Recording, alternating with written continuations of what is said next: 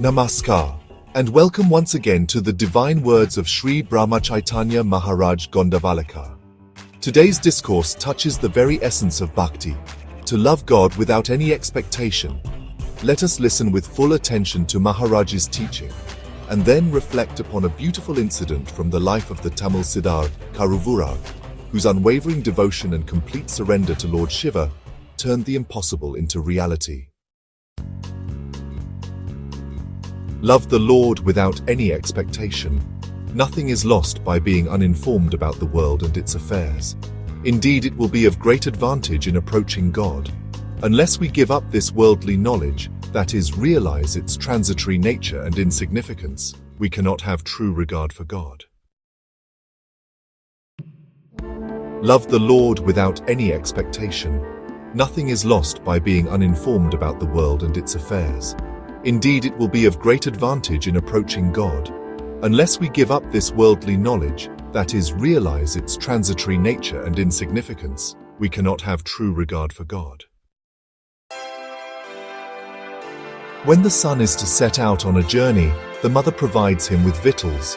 So too does God furnish an adequate fund of the sense of contentment when sending a soul out on its worldly journey. It is up to the soul, however, to avail itself of it. Where discontentment prevails, evil geniuses and evil tendencies can work rampantly. Contentment, on the other hand, provides a congenial atmosphere for good powers to assist us. If we stick to Nama, adverse situations will leave us unaffected. The mind is intimately connected with the heart and the body. A contented mind will therefore substantially help in keeping good health and prolonging life. In the process of freeing oneself from selfishness, a person may appear to be a misfit in the frame of pragmatism, for he will treat everyone with affection, but when he becomes truly and fully spiritualistic, he will be selfless while still appearing practical to the world. Spirituality is a logical, consistent science. It is absolutely unnecessary to abrogate worldly life.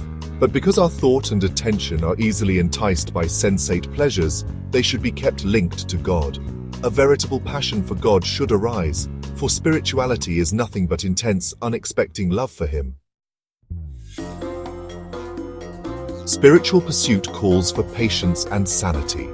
A certain man began seeing the figure of Rama all around. That led him to conclude that his quest had come to fruition, and that he had attained God. But this is far from the ultimate goal, which is feeling His presence all the time everywhere. Impatience will not help in the spiritual journey. It will, in fact, create obstructions. Progress on the spiritual path should be steady and all-round, just as all the limbs grow proportionately with youth.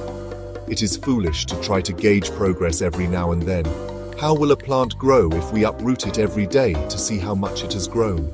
The spiritual progress can be assessed from a man's talk and the light in his eyes. Personal reflection life story of a saint, Siddhar Karuvoorar and the miracle at Brihadeeswarar Temple.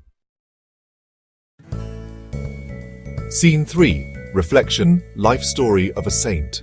The Brihadeeswarar Temple in Thanjavur, Tamil Nadu, also known as Peruvadaya Kovil, is one of India's greatest architectural marvels. Built by Raja Chola I in the 11th century, it is famous for its Vimana, which rises 66 meters high, topped by a single 80-ton granite stone placed without modern machinery. At the peak of construction, placing this crown stone became an impossible challenge.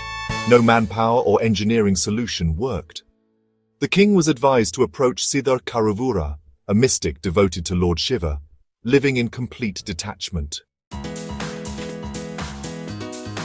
Karuvoorar arrived, offered a simple prayer and said, "O Lord, this is your temple. You carry the weight of the universe. Is this stone any different?" Miraculously, the stone rose and settled atop the Vimana, a feat never explained by science. When the king offered gold and honors, Karuvoorar humbly declined, saying, "The work was yours. I only remembered your name." He then disappeared into solitude, continuing his Namasmarana, untouched by fame. This incident embodies exactly what Maharaj teaches today: to love God without expectation and to serve without pride of doership.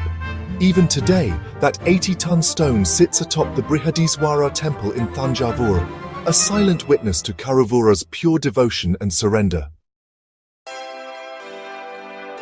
Shri Brahmachaitanya Maharaj guides us to cultivate pure, selfless love for the Lord, a love not for reward, but as a way of being. Siddhar Karuvoorar shows us this ideal in practice, a life of humility, prayer, and quiet miracles. Let us too walk this path of devotion, holding the Lord's name in our hearts, with no expectation but His remembrance.